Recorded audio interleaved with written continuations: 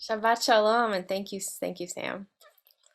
I'm so honored. Oh, as always, I'm so happy to be back at TEM. This is where I started in my participation and leadership at CVST. So it's really a joy to be back. Who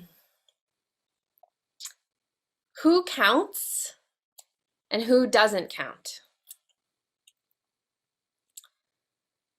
This Parsha and the book of Bamidbar, Numbers, open with a grand statement of purpose and a charge to action. God instructs Moshe, Se'u et rosh kol adat b'nei Yisrael.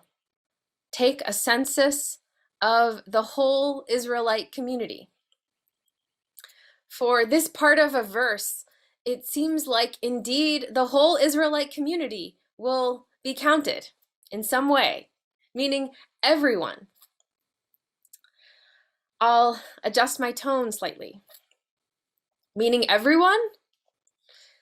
Because then the verse continues.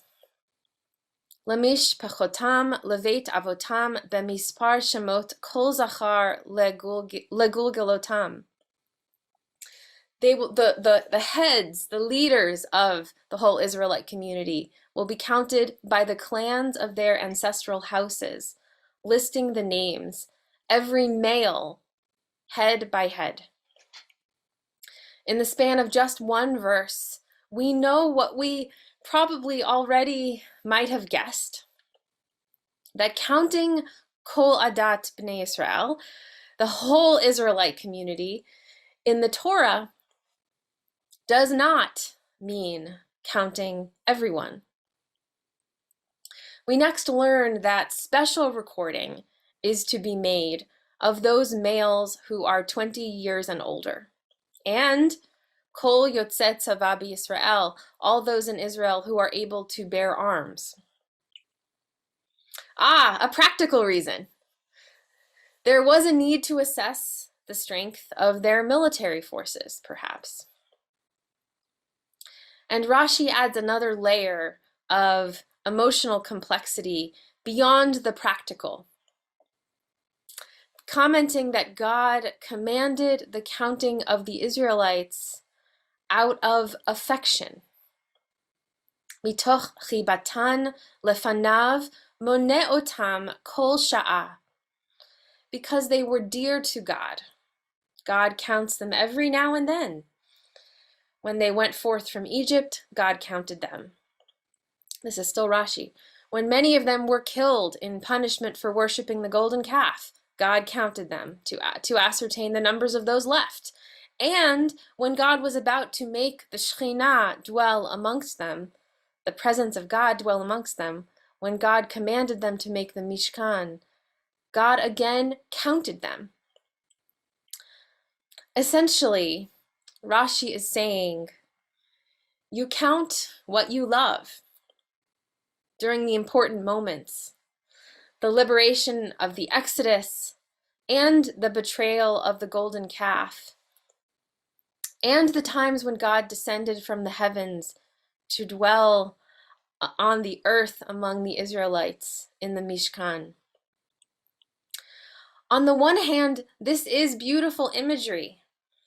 I can almost see God counting the Israelites, the beloved Israelites, like one might count precious stones or blooming flowers or stars in the sky. And on the other hand, if counting is an expression of love, we must ask ourselves in this passage, in this context, does God love the uncounted less? I don't know how to accept Rashi's interpretation without also asking if I am among those whom God loves enough to count. Who counts? Who doesn't count? Those of us who have had the experience of not being counted, and I'm guessing this is all of us in some way or another at some time or another. Let's take a pause to remember a moment when we were not counted.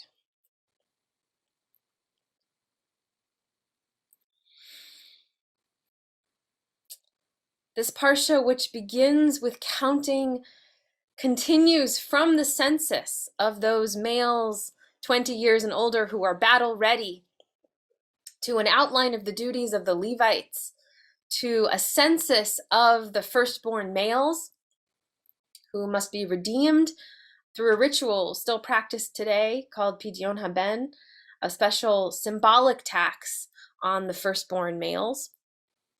And in this parsha, we also learn of the responsibilities of Aaron and his sons, of the priestly line.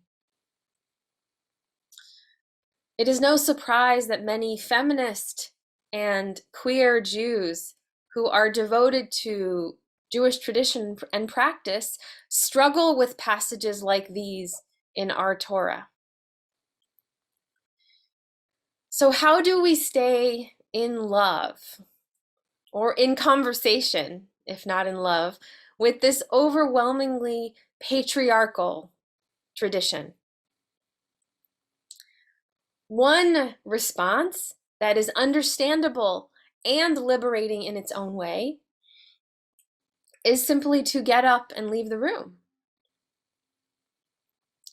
Another response, one which I'm assuming that those of us who are in this Zoom room have decided to make, at least for now, is to stay in the room and perhaps to find ways to contextualize the text, to explain that this was the culture of the ancient world at the time of the Bible, and we are empowered to interpret it with our abounding and beautiful creativity.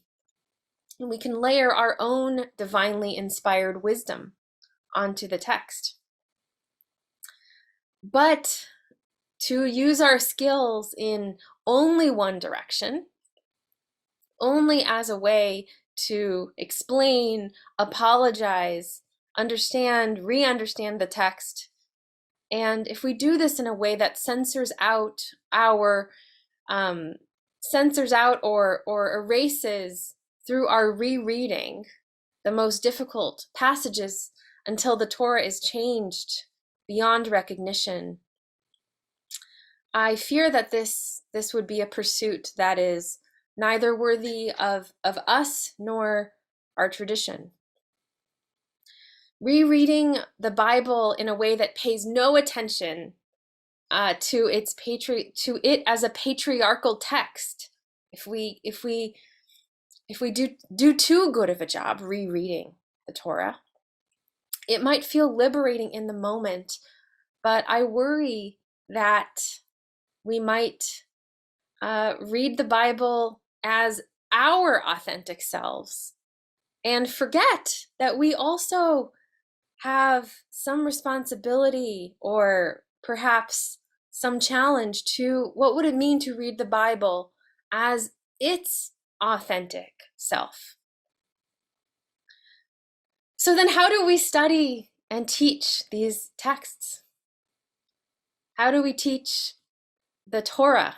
How do we teach this parsha, which is a long list of the names of men and the jobs of men?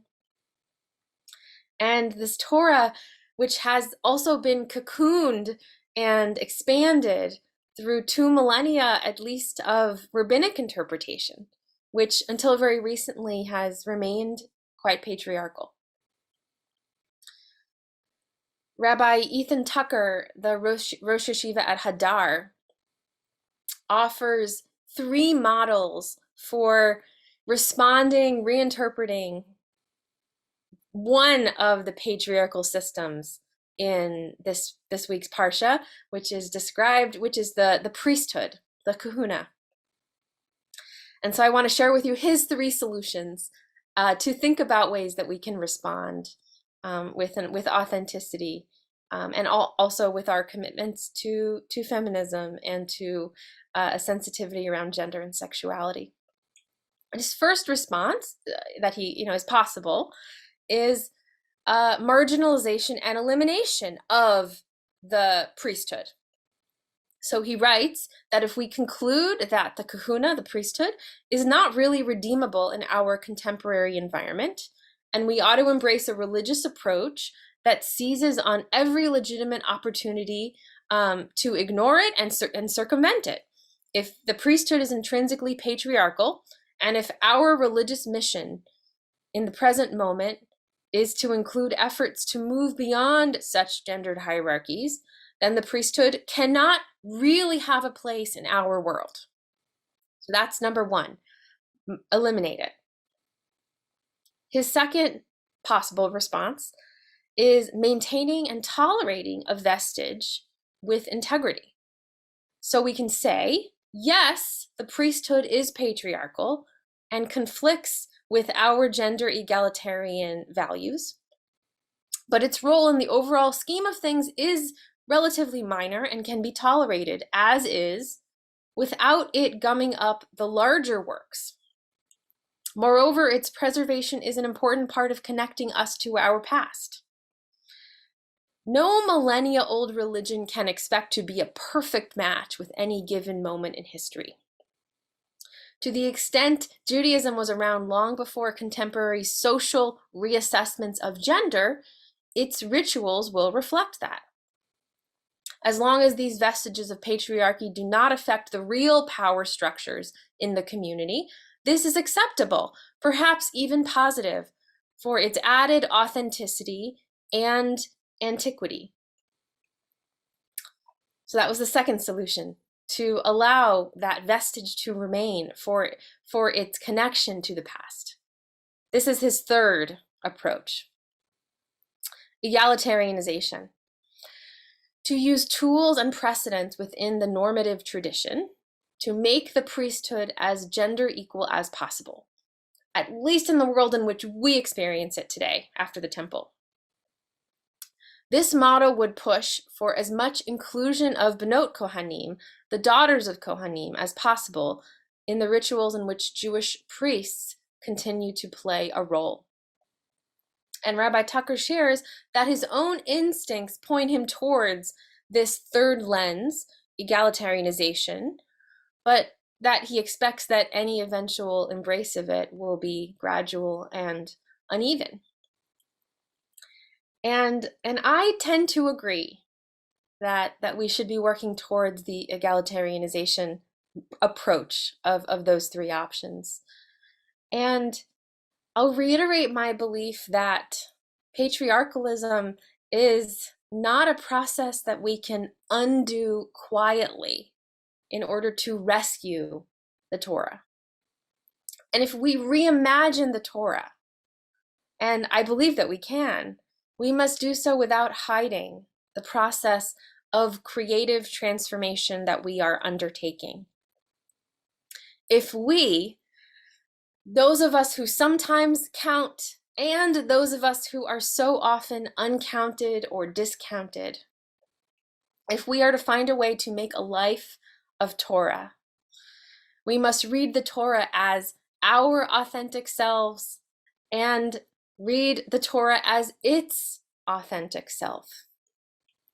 And this calls for us to learn to practice being feminists and being LGBTQ people who live in constant proximity to patriarchy. And so I pray for our strength as we continue to find light in Torah without hiding its darkness. Shabbat Shalom. Thank you.